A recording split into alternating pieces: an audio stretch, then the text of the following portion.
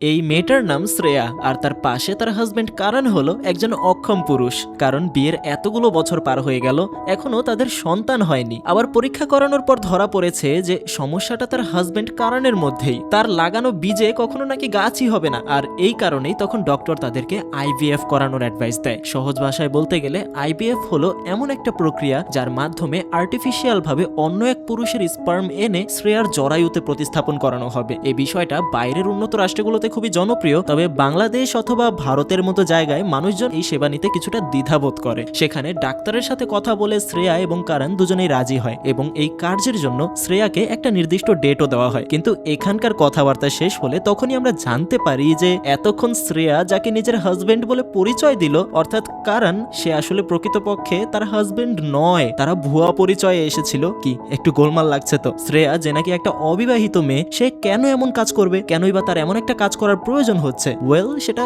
গল্পের শেষ পর্যন্ত দেখলে জানতে পারবেন, যেখানে পরবর্তীতে এই বাচ্চার বাবার পরিচয় খুঁজতে খুঁজতেই তার দিন পার হতে থাকে। বলছিলাম কিছুদিন আগে মুক্তিপ্রাপ্ত একটা তামিল ভাষার সিনেমা কাথাল্লিকা নিরামাল্লাইয়ের গল্প কথা। আজ বলবো সেই সিনেমারই সম্পূর্ণ গল্প। তো চলুন ডুব দেওয়া যাক আজকের গল্পের গভীরে।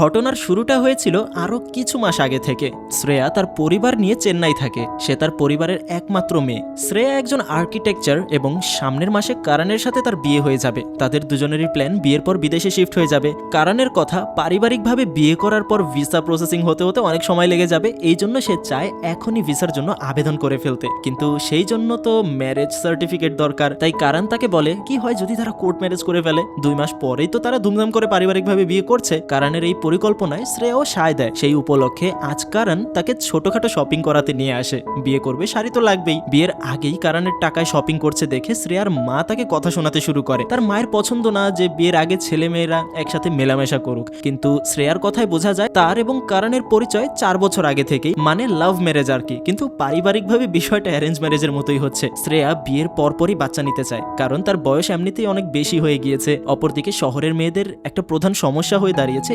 প্রেগন্যান্সি, তাই সে কোনো রিস্ক নিতে চায় না। এরপর আমরা সিদ্ধার্থ নামের একটা ছেলেকে দেখতে পাই। সিদ্ধার্থ একজন আর্কিটেকচারার। শ্রেয়া যেখানে বাচ্চা জন্ম দেওয়া নিয়ে বেশ পজিটিভ, সেখানে সিদ্ধার্থ মনে করে প্রতিদিন অসংখ্য বাচ্চা জন্মানোর ফলে পৃথিবীর এনভায়রনমেন্ট নষ্ট হচ্ছে। এমনিতেও পৃথিবীতে রিসোর্স, খাবার কম, বিভিন্ন দেশে দুর্ভিক্ষ দেখা যাচ্ছে। এর মধ্যে কেন আমরা সন্তান জন্ম দিয়ে পৃথিবীর জনসংখ্যা বৃদ্ধি করব?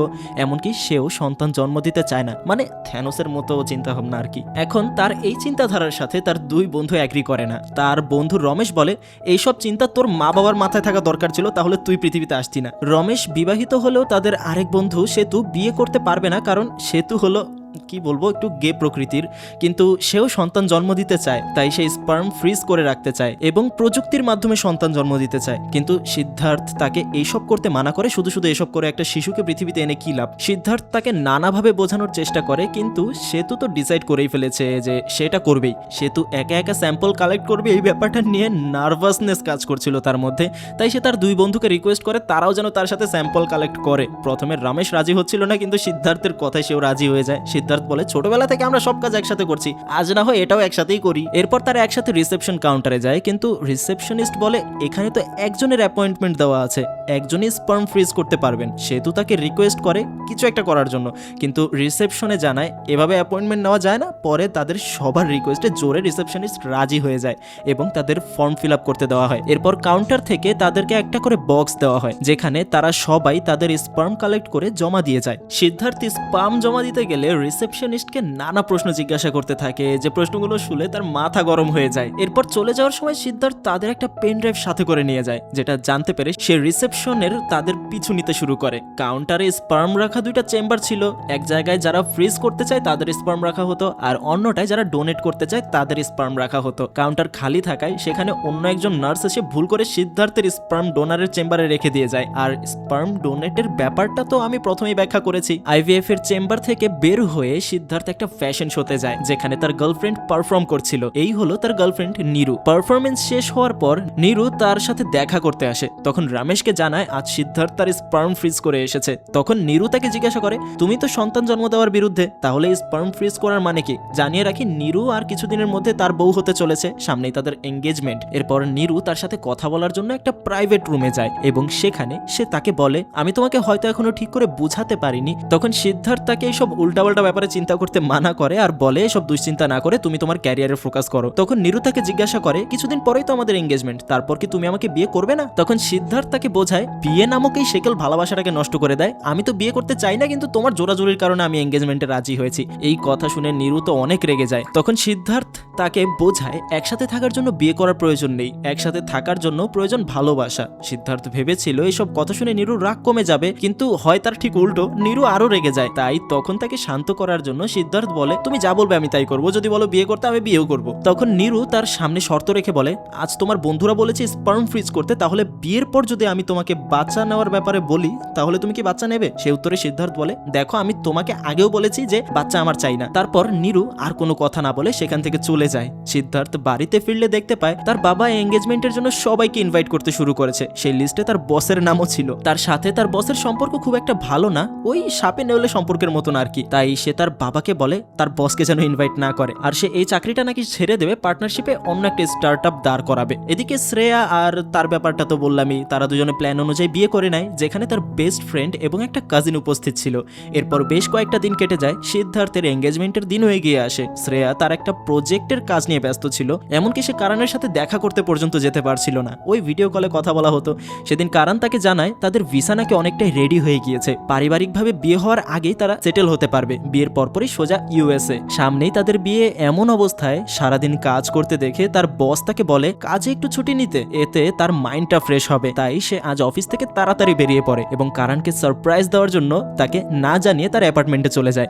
সেখানে যাওয়ার আগে শ্রেয়া একটা টিটি পানির বোতল নিয়ে যায়। তাদের বিয়ে উপলক্ষে তারা নিজেরাই নিজেদেরকে ট্রিট দিচ্ছে। শ্রেয়ার কাছে কারণের ফ্ল্যাটের ডুপ্লিকেট একটা চাবি ছিল, তাই সে সোজা ঘরের ভেতরে ঢুকে যায়, কিন্তু কোথাও সে কারণকে খুঁজে পাচ্ছিল না। বেশ কয়েকবার সে তাকে কল করে, কিন্তু ওপার থেকে কোনো রেসপন্স না আসায় সে সোজা কারণের বেডরুমে ঢুকে পড়ে। বেডরুমে সে যা দেখে তারপর তার পায়ের নিচের মাটি সরে যায়, কারণ একটা মেয়ের সাথে একদম ইন্টিমেট হচ্ছে, আর মেয়েটা আর কেউ না তার নিজেরই বেস্ট ফ্রেন্ড, যাকে সাথে নিয়ে শ্রেয়া কোর্ট ম্যারেজ করতে গিয়েছিল। শ্রেয়া নিজের চোখকে বিশ্বাস করতে পারছিল না, এতদিন যাবৎ সে কাকে বিশ্বাস করে এসেছিল, কাকে নিয়ে সে নিজের সারাটা জীবন কাটানোর স্বপ্ন বুনেছিল। কারণ বাহিরে এসে তাকে বোঝানোর চেষ্টা করে যে আমি এইসব ইচ্ছা করে করিনি, তোমার ফ্রেন্ড আমার কাছে চাকরির জন্য এসেছিল, সেখানে একটু ড্রিঙ্কস করার কারণে আমরা দুজনে নিজেদের উপর থেকে নিয়ন্ত্রণ হারিয়ে ফেলেছি। কিন্তু শ্রেয়া তার কোনো কথা শোনে না। এক পর্যায়ে রাগের বশে সে কারণের দিকে একটা টিটি পানির বোতল ছুঁড়ে মারে এবং সেখান থেকে চলে যায়। এদিকে আজ ছিল সিদ্ধার্থের এঙ্গেজমেন্টের রাত, সবাই বেশ আনন্দ করছিল, সময় পেরিয়ে যাচ্ছিল, কিন্তু নিরু এবং তার বাবা মা এখনো এসে পৌঁছাচ্ছিল না। সিদ্ধার্থ নিরুকে বেশ কয়েকবার কল করে এবং মেসেজ করে, সবাই তাদের জন্য অপেক্ষায় বসে থাকে। রাত গভীর থেকে গভীরতম হয়, অনেকে অপেক্ষা করতে করতে সেখানে ঘুমিয়েই পড়ে। এরপর সিদ্ধার্থ দেখতে পায় নিরুর বাবা মা এখানে এসেছে। সিদ্ধার্থ তাদের কাছে গিয়ে নিরুর ব্যাপারে জিজ্ঞাসা করে, নিরু কোথায় আঙ্কেল? তখন তারা তাকে উত্তর দেয় নিরু আসবে না, এবং তাকে একটা চিঠি দিয়ে তারা সেখান থেকে চলে যায়। যে চিঠিটা ছিল নিরুর লেখা। নিরু সেখানে লিখেছে, আমার চিন্তা ভাবনা এবং তোমার চিন্তা আমার সম্পূর্ণ আলাদা। আমি ভেবেছিলাম আমার খুশির জন্য হলেও তুমি বাচ্চা নিতে রাজি হবে, কিন্তু সেদিনের কথাবার্তায় আমি বুঝতে পেরেছি যে এটা কখনোই সম্ভব হবে না। প্রতিটা মেয়েরই একটা স্বপ্ন থাকে যে সে একদিন মা হবে, আমাদের দুজনের স্বপ্ন আলাদা, তাই আমাদের দুজনের পথ আলাদা হয়ে গেলেই ভালো। নিরুর এরকম কর্মকাণ্ডে সিদ্ধার্থ অনেক রেগে যায়, কারণ এই ঘটনার জন্য তাকে প্রচন্ড পরিমাণ অপমানিত হতে হয়েছে। এদিকে বাড়িতে ফিরে শ্রেয়া তার বাবা মাকে জানিয়ে দেয় যে কারণকে সে বিয়ে করবে না, এমনকি এঙ্গেজমেন্টটাও সে ভেঙে দিয়েছে। এরপর সে দরজা বন্ধ করে রুমের ভেতরে সারাদিন বসে থাকে। এক পর্যায়ে তার বাবা মা না পেরে শ্রেয়ার খালা এবং তার কাজিনকে ডেকে আনে। খালার নক করায় শ্রেয়া দরজা খুলে দেয়। ভেতরে গেলে দেখা যায় শ্রেয়া সিগারেট খাচ্ছে, এমনকি সে তার কাজিনকে বলে টিটি পানিও আনিয়ে নেয়। তার খালা তো আকাশ থেকে পড়ে, শ্রেয়া কবে থেকে সিগারেট খাচ্ছে। তার খালা তাকে শান্ত করার জন্য বলে, যা হয়েছে ভালোই হয়েছে, যদি তুই এই ঘটনার কথা বিয়ের পর জানতে পারতি ভালো হয়েছে, বিয়ের আগে জানাজানি হয়েছে, এখন তুই তোর জীবন নতুন করে শুরু করতে পারবি। শ্রেয়া এবং তার কাজিন একে অপরের দিকে তাকায়, কারণ তাদের তো বিয়ে আগেই হয়ে গিয়েছে কোর্টে, এই কথা তো শুধু তারা দুজনে জানে। এরপর কয়েকটা দিন পেরিয়ে যায়, শ্রেয়া এখন নিজেকে আগের থেকে কিছুটা সামলে নিয়েছে। এরকম একটা ঘটনার পর সে তো আর কারণকে বিয়ে করবে না, তাই সে সেদিন সোজা আদালতে যায় এবং ডিভোর্সের জন্য অ্যাপ্লাই করে। আর এদিকে সিদ্ধার্থ তার বিচ্ছেদের পর নিজের কাজে একদমই মন দিতে পারছিল না। সারাদিন বারে এবং পাবে বসে থাকে, মেয়েদের সাথে ক্লোজ হয়, উল্টাপাল্টা কাজ করে, যে কোনো ভাবে সে নিরুকে ভুলে থাকতে চায়। অন্যদিকে শ্রেয়া তাদের এক আত্মীয়ের বাড়িতে যায়, কারণ সেই বাড়ির মেয়ের বাচ্চা হয়েছে আর আজ তার নামকরণ। সেখানে গেলে তাদের আত্মীয় স্বজনেরা শ্রেয়াকে নিয়ে নানান কানাঘুষো করতে শুরু করে, এগুলো তার মায়ের একদমই পছন্দ হয় না। এদিকে শ্রেয়া সেই বাচ্চাটাকে কোলে নিয়ে আদর করছিল, তখন তার মা তার কাছে এসে বলতে লাগে, তোর জন্য আমাকে কত কিছু শুনতে হচ্ছে, আমি আর এগুলো শুনতে পারবো না, আমি তোর জন্য ছেলে দেখছি, তুই বিয়ে করে নে, বিয়ের পর একটা বাচ্চা ঘরে আসলে দেখবি এমনিতেই সব ঠিক হয়ে যাবে। সেখান থেকে ফিরে সে তার কাজিনকে তার বাড়িতে ডেকে আনে এবং তাকে বলে, মানুষ বিয়ে করে কেন? বাচ্চা নেওয়ার জন্য, তাই তো আমি বাচ্চা নিতে চাই কিন্তু বিয়ে করব দেখবো না। এই কথাগুলো সে তার কাজিনকে বলছে, কারণ তার কাজিন IVF ক্লিনিকের একজন নার্স। তাই সে তাকে রিকোয়েস্ট করে এই কাজের সে যেন সাহায্য করে থাকে। এই পদ্ধতিতে মা হতে গেলে অবিবাহিত মেয়েদের অনেক ঝামেলায় পড়তে হয়, কিন্তু বিবাহিত মেয়েদের খুব একটা বেশি বেগ পোহাতে হয় না। তাই সে কারণের সাথে দেখা করে এবং তার কাছ থেকে সাহায্য চায়, সে যেন এই প্রক্রিয়ায় তাকে সাহায্য করে। আর এমনিতেও এখনো পর্যন্ত কারণই তার স্বামী। এখানে মনে হতে পারে তাদের মধ্যে সব ঠিকঠাক হয়ে গেল না, তো না, তাদের মধ্যে কিছুই ঠিকঠাক হয়নি। শ্রেয়া শুধু এখানে এসেছে এই সাহায্যটুকু চাওয়ার জন্য। তো সেখানে কারণ তাকে সাহায্য করতে রাজি হয়ে যায়। পরদিন কথা অনুযায়ী তারা সেই ক্লিনিকে যায়, যেখানে ডক্টর কারণকে কিছু টেস্ট করতে দেয়। সেই টেস্টগুলোর রিপোর্ট শ্রেয়ার কাজিন প্ল্যান অনুযায়ী চেঞ্জ করে দেয়,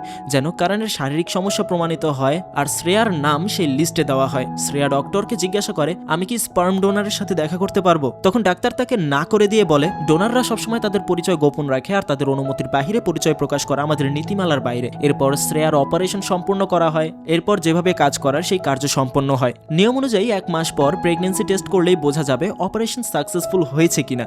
এরপর 1 মাস পেরিয়ে যায়। সেদিন শ্রেয়া তার প্রেগনেন্সি টেস্ট করে, যেটা পজিটিভ আসে। তখন এই দেখে শ্রেয়ার মুখে এক অজানা হাসি ফুটে ওঠে। সে আনন্দে নাচতে শুরু করে। এরপর সে তার কাজিনের কাছে গিয়ে আলট্রাসোনোগ্রাম করে, যেখানে সে একদম নিশ্চিত হয় শ্রেয়ার মধ্যে থাকা আনন্দ ভাষায় প্রকাশ করার মতো না, এটা শুধু একজন মাই বুঝতে পারবে। শ্রেয়া তার আগত সন্তানের জন্য শপিং করতে শুরু করে দেয়। এভাবে কয়েকটা মাস কেটে যায়। একদিন শ্রেয়া ডিসাইড করে সে তার প্রেগনেন্সির কথা তার মা বাবাকে জানাবে। কিন্তু যখনই সে তার প্রেগনেন্সির কথা তার বাবা মাকে জানায়, তার মা মনে করে বাচ্চার বাবা হয়তো কারণ। তখন শ্রেয়া জানায় এই বাচ্চার বাবা কারণ না, আর বাচ্চার বাবাকে এটাও সে জানে না। তার মা শ্রেয়ার কথার আগামাথা কিচ্ছু বুঝতে পারে না। তাই শ্রেয়া তার মাকে সবকিছু খুলে বলে। সব ঘটনা শুনে শ্রেয়ার মা তার গালে চড় লাগিয়ে দেয় আর ঘর থেকে বের করে দেয় তাকে। মেয়ে প্রেগনেন্ট হয়েছে, কিন্তু এই বাচ্চার বাবাকে সে এটাই জানে না। এসব কথা লোক মুখে ছড়িয়ে গেলে সমাজে মুখ দেখাবে কি করে তারা? ঘর থেকে বের করে দেওয়ার পর শ্রেয়া একটা ফ্ল্যাটে গিয়ে ওঠে এবং একা একা থাকতে শুরু করে। কিছুদিন যেতেই তার সবকিছু কষ্টসাধ্য হয়ে পড়ছিল। নড়াচড়া করাটাও তার জন্য কষ্টকর হয়ে পড়ছিল। তাই তাকে হেল্প করার জন্য তার খালা তার কাছে চলে আসে। এরপর থেকে শ্রেয়ার দিনগুলো বেশ স্বাচ্ছন্দ্যেই কাটছিল। সেদিন শ্রেয়া টিভিতে এক নিউজ দেখতে পায়, কিছু এমন সিরিয়াল কিলারও রয়েছে যারা নাকি দেশের বিভিন্ন জায়গায় স্পার্ম ডোনেট করেছে। যেটা দেখতেই শ্রেয়ার মনে সন্দেহের মেঘ জমতে থাকে, তার পেটের বাচ্চাও কি সেই সিরিয়াল কিলারের? তাই সে তার কাজিনের সাহায্য নিয়ে সেই স্পার্ম ডোনারের পরিচয় বের করতে যায়। নাম ছিল পি জেমস এবং তার ঠিকানা ছিল ব্যাঙ্গালোরের কোনো একটা জায়গায়। কিছুদিন পরে তাদের অফিসের একটা সেমিনার ব্যাঙ্গালোরেতে হওয়ার কথা ছিল। তাই শ্রেয়া সিদ্ধান্ত নেয় সেদিন সে সর্বপ্রথম সেমিনারে অ্যাটেন্ড করবে, পরবর্তীতে ওই ডোনারের খোঁজ করবে। এরপর সেই দিন শ্রেয়া সেমিনারে যায় এবং একটা স্পিচ দেয়। সেই সেমিনারে সিদ্ধার্থ উপস্থিত ছিল। দূর থেকে শ্রেয়ার কথাবার্তা স্পিচ শুনে সিদ্ধার্থ তার প্রেমে পড়ে যায়। সেমিনার শেষে শ্রেয়া সেই অ্যাড্রেস অনুযায়ী ডোনারকে খুঁজতে বের হয়। আর এদিকে সিদ্ধার্থ প্রতিদিনকার মতো রাতে রাতে গিয়ে দুষ্টু পানি খাচ্ছিল। তখন সে তার বন্ধুদের আজকের ঘটনার বর্ণনা দিয়ে বলে শ্রেয়াকে নাকি তার খুব পছন্দ হয়েছে। এদিকে শ্রেয়া এই অ্যাড্রেস অনুযায়ী গিয়ে দেখে সেটা কোনো বাড়ির ঠিকানা না, সেটা হলো একটা বারের অ্যাড্রেস। তাই সে তার কাজিনকে কল করে এই ব্যাপারে জানায়। শ্রেয়ার চিন্তা আরো বেড়ে যাচ্ছিল, ডোনার কেন তার অ্যাড্রেস ভুল দেবে? তাহলে কি তার গর্ভে থাকা বাচ্চার বাবা সেই সিরিয়াল কিলার? এদিকে তার পেটে খিদাও বেড়ে যাচ্ছিল। এই ঠিকানায় খোঁজ করতে করতে সারাদিন তার কিচ্ছু খাওয়া হয়নি। তার কথা শ্রেয়া একদম ভুলে গিয়েছে। খাবারের খোঁজে শ্রেয়া তখন বারের ভেতর প্রবেশ করে। একটু আগে যে বলেছিলাম সিদ্ধার্থ কোনো একটা বারের মধ্যে আছে, এটাই হলো সেই বার। উপর থেকে সিদ্ধার্থ শ্রেয়াকে দেখতে পায়। তাই দেরি না করে তখনই সে ছুটে শ্রেয়ার কাছে যায় এবং তার সাথে কথা বলতে শুরু করে। শ্রেয়া তাকে জিজ্ঞাসা করে আমরা কি পরিচিত? তখন সিদ্ধার্থ বলে না, তবে আমি আপনাকে চিনি, আমরা একই সেমিনারে ছিলাম। এরপর সে তাকে তার ফ্রেন্ডদের সাথে জয়েন করতে বলে, কিন্তু শ্রেয়া জানায় আর কিছুক্ষণ পরেই তার ফ্লাইট সে চলে যাবে। কি আর করার, তাই সেখানেই তাদেরকে বিদায় জানাতে হয়। কিন্তু এয়ারপোর্টে গেলে জানতে পারে তার ফ্লাইট আরো কিছু ঘন্টা ডিলে হবে। এতক্ষণ এয়ারপোর্টে বসে কি করবে বুঝতে না পেরে সে আবার সেই বারেই ফিরে আসে এবং সিদ্ধার্থের সাথে জয়েন করে। সিদ্ধার্থ তো বেশ অবাক, শ্রেয়া আবার তার জন্য ফ্লাইট ক্যান্সেল করে এসেছে না তো। তখন শ্রেয়া জানায় আপনি আমার এতটাও পরিচিত কেউ না যার জন্য আমি ফ্লাইট ক্যান্সেল করব। আমি এখানে এসেছি খাবার খেতে, কিন্তু এখানে তো তেমন একটা ভালো খাবার নেই। তখন সিদ্ধার্থ তাকে বলে ভালো খাবার খেতে হলে তো আপনাকে আমার সাথে আমার বাড়িতে যেতে হবে, কারণ আমার বাবার থেকে ভালো খাবার কেউ বানাতে পারে না। প্রথমে তো শ্রেয়া যেতে চাচ্ছিল না, কিন্তু সিদ্ধার্থের বন্ধুদের রিকোয়েস্টের কারণে শেষ পর্যন্ত শ্রেয়া রাজি হয়ে যায়। সেখানে গিয়ে তারা একসাথে সময় কাটায় এবং আনন্দ করে। খাবার খেতে গেলে শ্রেয়া সিদ্ধার্থের মায়ের ব্যাপারে জিজ্ঞাসা করে। সে জানায় সিদ্ধার্থ যখন ছোট ছিল তখনই তার মা মারা গেছে, এরপর থেকে তার বাবাই তাকে বড় করে তুলেছে। শ্রেয়া তার বাবাকে জিজ্ঞাসা করে একা এত কিছু সামলাতে তার কষ্ট হয়নি? এত কিছু জিজ্ঞাসা করার কারণ হলো তাকেও ভবিষ্যতে এই পথ দিয়েই যেতে হবে, তার আগত সন্তানের দেখভাল তার নিজেই করতে হবে। খাবার শেষে শ্রেয়া ও সিদ্ধার্থ একই বারান্দায় একসাথে কথা বলে। কথাবার্তার এক পর্যায়ে শ্রেয়া তাকে জিজ্ঞাসা করে কখনো তোমার মায়ের কথা মনে পড়ে খারাপ লাগে না? তখন সিদ্ধার্থ জানায় আমার বাবা কখনো আমাকে আমার মায়ের অনুপস্থিতির অভাব বুঝতেই দেয়নি, সবসময় আমাকে আগলে রেখেছিল। যেটা শুনে শ্রেয়া একটু স্বস্তি পায়, কারণ সে যদি তার সন্তানকে ঠিকভাবে ভালোবাসা দিয়ে বড় করতে পারে তাহলে সে হয়তো কখনো তার বাবার অভাব বুঝতে পারবে না।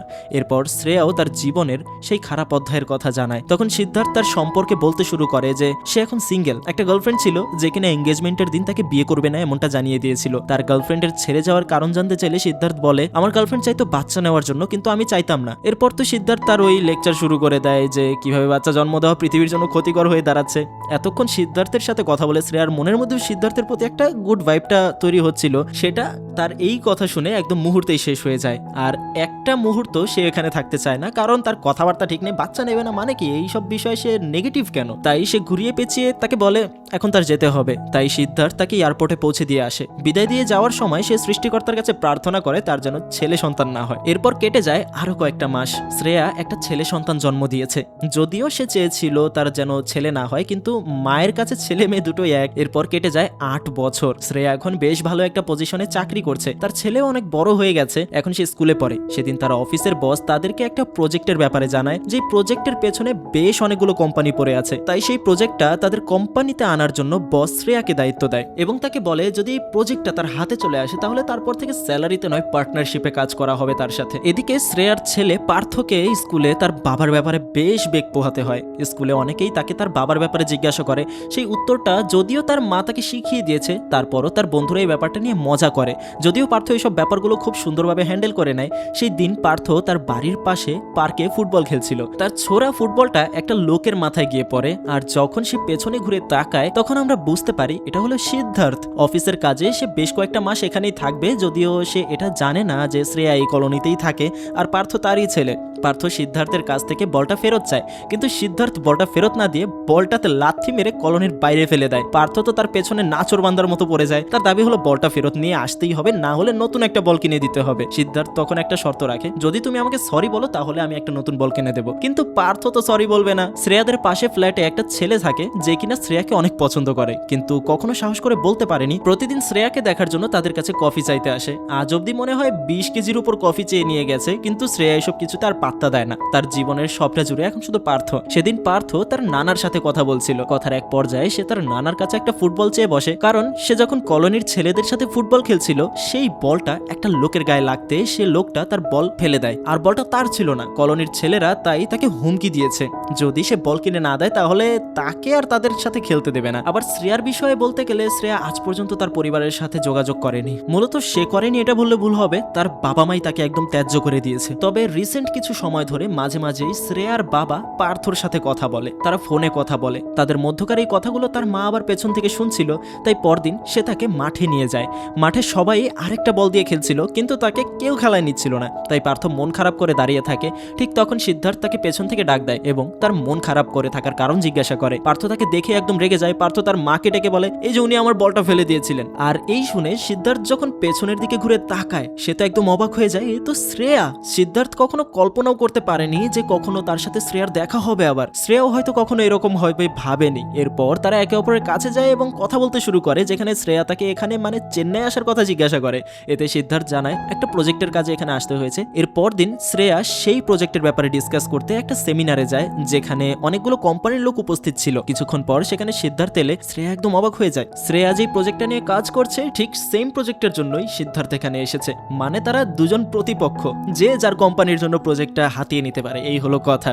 সেমিনার শেষে তারা একসাথে কফি খেতে বসে। তখন সিদ্ধার্থের ফোনে তার বসের কল চলে আসে। তার বস তাকে জানায় স্টাইল অ্যান্ড আর্কিটেক্ট মানে শ্রেয়া যে কোম্পানিতে চাকরি করে সেই কোম্পানিটা তাদের সব থেকে বড় প্রতিপক্ষ।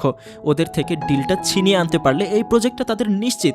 আর শ্রেয়ার বসের মতো তার বসও তাকে এই ডিলটা ক্র্যাক করতে পারলে তাদের কোম্পানিতে পার্টনারশিপের অফার করেছে। তার এই অফারটা সে শ্রেয়াকে জানায়, যেটা শুনে দুজনেই হেসে দেয়। তবে দুজনের বসই তাদের একই অফার দিয়েছে। সেখান থেকে পরদিন পার্থর স্কুল থেকে গার্জিয়ান ডাকা হয়, কারণ পার্থ নাকি কোনো একটা স্টুডেন্টের সাথে মারামারি করেছে। স্কুলে প্রিন্সিপাল তাকে নানা কথা শোনায় এবং তাকে বোঝানোর কথা বলে। এরপর শ্রেয়া পার্থকে নিয়ে বাড়িতে ফিরে আসে। বাড়িতে আসার পর শ্রেয়া পার্থকে বেশ কয়েকবার জিজ্ঞাসা করে কেন সে স্কুলে মারামারি করেছে। প্রথমে তো পার্থ কিচ্ছু বলছিল না, চুপ করে শুনছিল। কিন্তু অনেক জোরাজোরির পর পার্থ বলে আজ স্কুলে সবাইকে তার বাবার সম্পর্কে বলতে দেওয়া হয়েছিল। প্রতিবারের মতো পার্থ বলে তার বাবা একজন আর্মি অফিসার ছিল, ছোটবেলায় ইন্ডিয়া পাকিস্তানের যুদ্ধে তার বাবা মারা গেছে। এই কথা বলতেই সামনে থেকে একটা ছেলে দাঁড়িয়ে দাঁড়িয়ে বলে, তোমার বাবার র্যাঙ্ক কি? এই প্রশ্নের উত্তর পার্থ দিতে পারে না, যার ফলে ছেলেটা ক্লাসের মধ্যে তাকে নিয়ে মজা উড়াতে শুরু করে এবং তাকে বিভিন্নভাবে খেপায়, যেটা সহ্য করতে না পেরে পার্থ তার উপর মারামারি করে বসে। শ্রেয়ার কাছেও তো বলার কিছু নেই, সেও তো জানে না তার বাবা আসলে কে। পার্থর মনে প্রশ্ন, সবার বাবার মতো তার বাবা নেই কেন? পার্থর এই প্রশ্নের উত্তর এড়াতে শ্রেয়া সুপার হিরোদের তুলনা করে বলে, সুপার হিরোদেরও বাবা থাকে না, আর তুমিও সুপার হিরো। আমরা যতই বলি না কেন বাবা ছাড়া মা ছাড়া ছেলে মেয়ে মানুষ হতে পারে, কিন্তু আসল সত্য হলো অভাবটা ঠিকই রয়ে যায়। পরদিন সকালে পার্থ স্কুলে যাচ্ছিল আর সিদ্ধার্থ অফিসে। তাদের দুজনেরই লিফটে দেখা হয়ে যায়, আর সেদিন সেই বলের প্রতিশোধ নেওয়ার জন্য পার্থ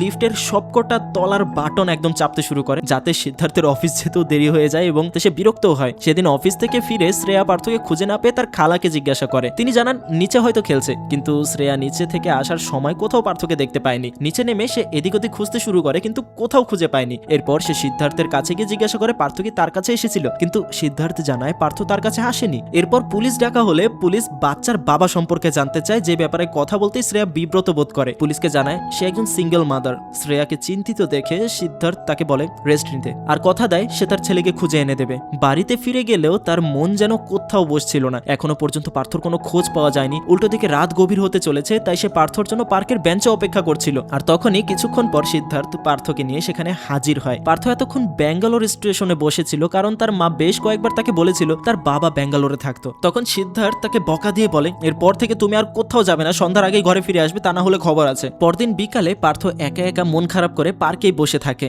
কারণ কেউ তার সাথে ফুটবল খেলছিল না। তখন সিদ্ধার্থ তাকে একটা ফুটবল দিয়ে বলে, যাও এখন গিয়ে খেলো। কিন্তু ফুটবল পেয়েও পার্থর মন খারাপ করে বসে থাকে, কারণ সেদিনের বল হারানোর পর থেকে বড়রা আর তাকে খেলায় নয় না। আর সামনেই তার স্কুলের ফুটবল টিমের সিলেকশন হবে। এখন যদি বড়দের সাথে প্র্যাকটিস না করে তাহলে সে কোনোভাবেই টিমের মধ্যে চান্স পাবে না।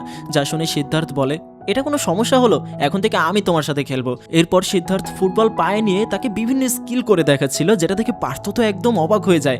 পরদিন সকাল থেকে সিদ্ধার্থ সকাল সকাল ঘুম থেকে ওঠে এবং পার্থকে নিয়ে বিভিন্ন এক্সারসাইজ করায়। এতে খুব কম সময়ের মধ্যেই পার্থ ফিট হয়ে ওঠে। সারাদিনের অফিসের পর পার্থর সঙ্গে খেলাধুলার ট্রেনিং সব মিলিয়ে তার দিনগুলো বেশ ভালোই কাটছিল। এদিকে পার্থও সিদ্ধার্থের মধ্যে তার বাবাকে কল্পনা করতে শুরু করে। বাবার আদরের যে কমতিটুকু তার মধ্যে ছিল সেটা যেন সিদ্ধার্থ পুষিয়ে দিচ্ছিল। এর মধ্যে সিদ্ধার্থ বেশ কয়েকবার লক্ষ্য করে একটা ছেলে প্রতিদিন শ্রেয়ার বাড়িতে গিয়ে কফি চেয়ে নিয়ে আসে, যেটা তার পছন্দ হয় না। তাই সেদিন রাতে সে তাকে এক বক্স কফি কিনে দিয়ে আসে আর শ্রেয়াদের বাড়িতে যেতে নিষেধ করে। সেদিন রাতে শ্রেয়া এবং সিদ্ধার্থ একসাথে কথা বলছিল। সেখানে সে তার কাছে পার্থর সকল রহস্য খোলাসা করে। সিদ্ধার্থ এতদিন মনে করেছিল শ্রেয়ার হয়তো ডিভোর্স হয়ে গিয়েছে, নয়তো এই বাচ্চাটা তার এক্স বয়ফ্রেন্ডের। যদিও এই অনুমানটা করা স্বাভাবিক, কিন্তু শ্রেয়ার মুখ থেকে সত্যটা জানার পর সিদ্ধার্থের ধোঁয়াশা কেটে যায়। একই সাথে সিদ্ধার্থ শ্রেয়ার দিকে এক দৃষ্টিতে তাকিয়ে থাকে। আজকালকার যুগে যেখানে নাকি মেয়েরা তার গর্ভে থাকা সন্তান নষ্ট করে ফেলে, সমাজ কি বলবে এই ভেবে, আর এখানে শ্রেয়া কে কি বলবে সেটা না ভেবে নিজের মনের কথা ভেবেছে। আর বলে রাখি,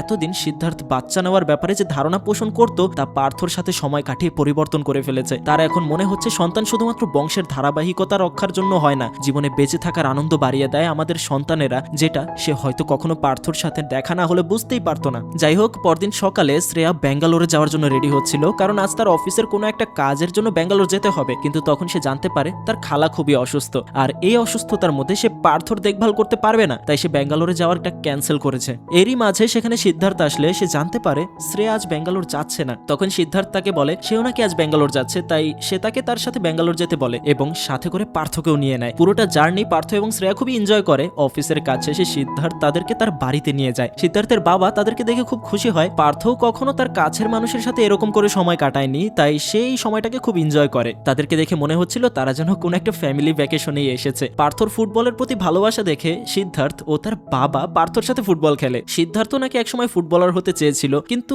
পায়ের একটা ইনজুরির কারণে হতে পারেনি। সিদ্ধার্থের বাবা যদিও ফুটবল ভালো খেলে, এই সবের মধ্যে রমেশ এসে তাকে আরেকটা সারপ্রাইজ দেয়। তার এক্স গার্লফ্রেন্ড নিরু, অর্থাৎ সিদ্ধার্থের এক্স গার্লফ্রেন্ড, সে নাকি তার সাথে দেখা করতে চায়, আর তাই সে তাকে নিয়ে সরাসরি সেখানে এসেছে দেখা করতে। এত বছর পর সে নিরুকে দেখে একদম ফ্রিজ হয়ে যায়, কি বলবে কিচ্ছু বুঝতে পারে না। ঠিক তখনই সেখানে শ্রেয়াও চলে আসে। পরিস্থিতি ঘটমটো দেখে রমেশ কোনোভাবে সিচুয়েশনটা হ্যান্ডেল করে ফেলে। পরবর্তীতে খাবার টেবিলে সিদ্ধার্থ নিরুকে তার ফ্রেন্ড হিসেবে শ্রেয়াকে পরিচয় করিয়ে দেয়। এরকম একটা ব্যাককেলের সিচুয়েশনে সিদ্ধার্থ আগে কখনো পড়েনি। খাবার খাওয়ার পর সিদ্ধার্থ রমেশকে আলাদা করে জিজ্ঞাসা করে এখানে নিরুকে কেন নিয়ে আসলো সে, যার উত্তরে রমেশ বলে সে বলেছিল তারা দুজনেই তো সিঙ্গেল আছে, যদি দেখা করানোর ফলে সবকিছু প্যাচাপ হয়ে যায়। কিন্তু সে তো জানতো না নিরুকে নিয়ে আসলে এত বড় একটা ঝামেলা তৈরি হবে। সেদিন রাতটা নিরু তাদের বাসায়ই কাটায়। পরদিন চেন্নাই ফেরত যাওয়ার সময় নিরু বলে ওঠে তারও নাকি চেন্নাইতে কোনো একটা কাজ আছে এবং সে তাদের সাথে যাবে বলে জানায়, যেটা শুনে শ্রেয়ার মন একদম খারাপ হয়ে যায়। মূলত শ্রেয়ার বিষয়টা বলতে গেলে সিদ্ধার্থ আর শ্রেয়ার মধ্যে মনে মনে একটা ভাব তৈরি হয়েছে, তাই বিষয়গুলো তার ভালো লাগছে না, কিন্তু তারপরও সে কিছু বলতেও পারছিল না। এরপর তারা সবাই চেন্নাইয়ের উদ্দেশ্যে রওনা হয়। এক পর্যায়ে সিদ্ধার্থ তাকে জিজ্ঞাসা করে চেন্নাই কোথায় থাকবে, সে কোন হোটেল বুক করেছে। তখন নীরু জানায় কোনো হোটেল বুক করিনি, ভেবেছি তোমার সাথেই থাকবো, একসাথে থাকবে। শুনে শ্রেয়ার রাগ যেন সারা শরীর বেয়ে মাথায় উঠে যাচ্ছিল। চেন্নাই পৌঁছে নীরু সিদ্ধার্থের সাথে তার ফ্ল্যাটে উঠে। ঘরের ভেতর ঢুকতেই নীরু তাকে পেছন থেকে জড়িয়ে ধরে, সে তাকে আবারও পুনরায় পেতে চায়। কিন্তু বহু বছর আগেই সিদ্ধার্থ এবং আজকের সিদ্ধার্থের মধ্যে অনেক পার্থক্য। আজকের সিদ্ধার্থ তাকে ভালোবাসে না, তার ঘনিষ্ঠতা পছন্দ করে না, কিন্তু তারপরও নীরু তার গা ঘেঁষাঘেঁষি করছিল। ঠিক তখন শ্রেয়া তার রুমে কোনো একটা প্রয়োজনে প্রবেশ করে, যেখানে সে সিদ্ধার্থ নীরুকে কিছুটা ঘনিষ্ঠভাবে দেখতে পায়, যেটা দেখতে পেয়ে সে তৎক্ষণাৎ রুম থেকে বেরিয়ে যায়। কোথাও না কোথাও তার জীবনের অতীতের সেই ঘটনার পুনরাবৃত্তি হলো না তো, যেখানে সে আবারও কোনো একটা পুরুষের কাছ থেকে ধোঁকা খেলো। পরদিন সকালে স্কুল থেকে ফিরে পার্থ সোজা সিদ্ধার্থের ঘরে ঢুকে পড়ে। সিদ্ধার্থ তখন বাথরুমে গোসল করছিল। পার্থকে দেখে খুবই আনন্দিত লাগছিল, সে যেন কিছুতেই তার পেটের কথাগুলো আটকে রাখতে পারছিল না। তাই সে তাকে না পেয়ে নীরুকে বলে দেয় যে স্কুলের ফুটবল টিমে তার সিলেকশন হয়ে গিয়েছে,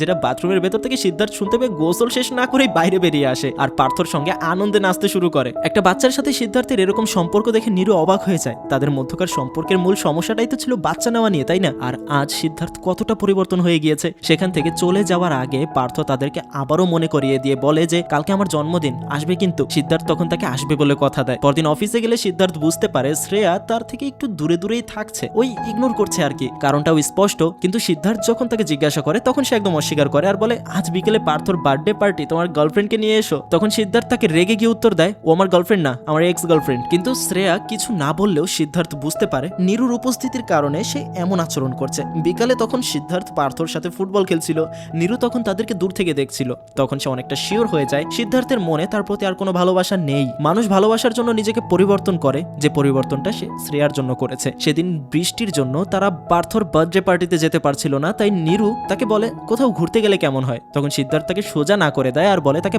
পার্থর বার্থডে পার্টিতে যেতেই হবে, যার কারণে নীরু কিছুক্ষণের জন্য আবার চুপ হয়ে যায়। এরপর সে সোজা তাকে জিজ্ঞাসা করে বসে তুমি শ্রেয়াকে ভালোবাসো তাই না? নীরুর এই প্রশ্ন সিদ্ধার্থের ভেতরটাকে যেন নাড়িয়ে দেয়। সে কি আসলেও শ্রেয়াকে ভালোবাসে সেটা তো সে নিজেও জানে না, কিন্তু কিছুক্ষণ পর এর উত্তরটা নীরু নিজেই দিয়ে দেয়, হ্যাঁ তুমি ওকে অনেক ভালোবাসো। এরপর সে ওখান থেকে চলে যাওয়ার সিদ্ধান্ত নেয়, কারণ সে এখানে এসেছিল সিদ্ধার্থের মনের মধ্যে জায়গা করে নিতে, কিন্তু তার মনের ভেতরে তো শ্রেয়া জায়গা করে নিয়েছে। এরই মধ্যে সিদ্ধার্থের কাছে তার বসের একটা কল আসে। বস তাকে জানায় কোনো একটা গোপন সূত্রের মাধ্যমে তারা শ্রেয়াদের কোম্পানির প্রেজেন্টেশন হাতে পেয়েছে, যেটা অ্যানালাইসিস করলে প্রজেক্টটা তাদের হাতে নিশ্চিত। এরপর সে তাকে সেই লিক প্রেজেন্টেশনটা দিয়ে বলে এটা তুমি অফিসের গ্রুপে ছড়িয়ে দাও আর একটা ফাইল রেডি করে ব্যাঙ্গালোরে ফিরে আসো। এই খবরটা শুনে সিদ্ধার্থ মোটেও খুশি হয় না। সে ভাবে এভাবে তো সেই প্রজেক্টটা পেতে চায়নি। এদিকে পার্টিতে পার্থ আর শ্রেয়া সিদ্ধার্থের আসার অপেক্ষা করতে থাকে। একে একে সব গেস্ট চলে আসে, কিন্তু সিদ্ধার্থ আসে না। তারা ভেবে নিয়েছিল সিদ্ধার্থ হয়তো আসবে না, কিন্তু সবাইকে অবাক করে দিয়ে সিদ্ধার্থ আয়রন ম্যানের স্যুট পরে হাজির হয়। তাকে দেখে পার্থ অনেক খুশি হয় এবং দৌড়ে গিয়ে তাকে জড়িয়ে ধরে।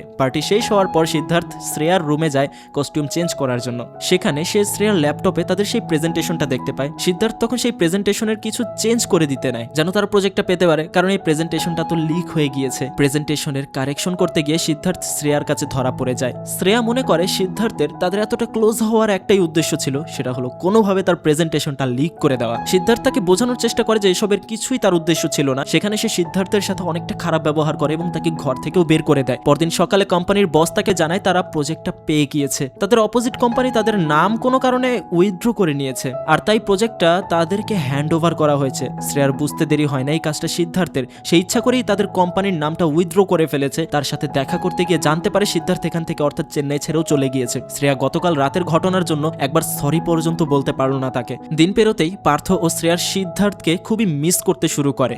একসাথে কতই না সময় কাটিয়েছে তারা, এভাবেই বেশ কয়েকটা দিন কেটে যায়। সেদিন আবারও পার্থকে কোথাও খুঁজে পাওয়া যাচ্ছিল না। শ্রেয়া আর তার খালা খুবই চিন্তায় পড়ে যায়। পুলিশকে কল করা হয়। শ্রেয়ার খালা শ্রেয়ার বাবা মাকে কল করে পার্থর হারিয়ে যাওয়ার কথা জানায়, যেটা শোনার পর তার মা অভিমান ভুলে গিয়ে তার মেয়ের কাছে ছুটে আসে। এতদিন পর মাকে কাছে পেয়ে শ্রেয়া কান্নায় ভেঙে পড়ে। এর মাঝেই সিদ্ধার্থ তার খালাকে ফোন করে জানায় পার্থ তাদের বাড়িতে চলে এসেছে। পার্থ সিদ্ধার্থকে এতটাই মিস করছিল যে গতকাল রাতে কাউকে না বলে একে একে ব্যাঙ্গালোরের উদ্দেশ্যে বেরিয়ে পড়ে। পরদিন তার স্কুলের ফুটবল ম্যাচ ছিল, তাই সেদিন সিদ্ধার্থকে পার্থ নিয়ে চেন্নাইয়ের উদ্দেশ্যে বেরিয়ে পড়ে এবং ম্যাচ শুরু হওয়ার আগে আগে তাকে তার স্কুলে পৌঁছে দেয়। শ্রেয়া সেদিনের ব্যবহারের জন্য সরি চায় এবং প্রজেক্টটা পাইয়ে দেওয়ার জন্য ধন্যবাদ জানায়। তখন সিদ্ধার্থ তাকে জানায় সে নাকি তার চাকরিটা ছেড়ে দিয়েছে, কারণ এর ফলে সে নতুন কিছু করতে পারবে। আর এতদিন ব্যাঙ্গালোর থেকে পার্থকে। সে বুঝতে পেরেছে তাকে এবং পার্থকে ছাড়া সে কোথাও থাকতে পারবে না, আর সরাসরি তাকে প্রপোজ করে, আমি হয়তোবা তোমায় ভালোবেসে ফেলেছি। কথাটা শুনেই শ্রেয়ার খুশির ঠিকানা থাকে না।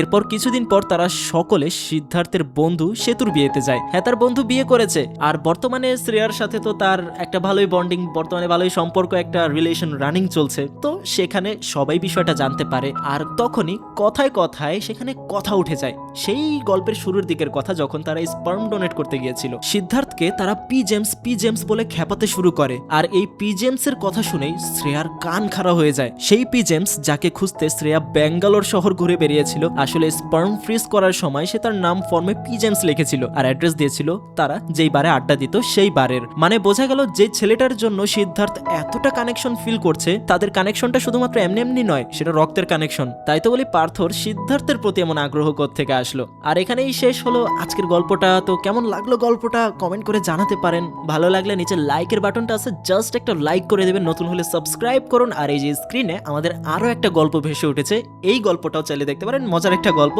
ক্লিক করে দেখা শুরু করুন। আর গল্পটা আপনি এই পর্যন্ত দেখেছেন সেজন্য আপনাকে অনেক ধন্যবাদ।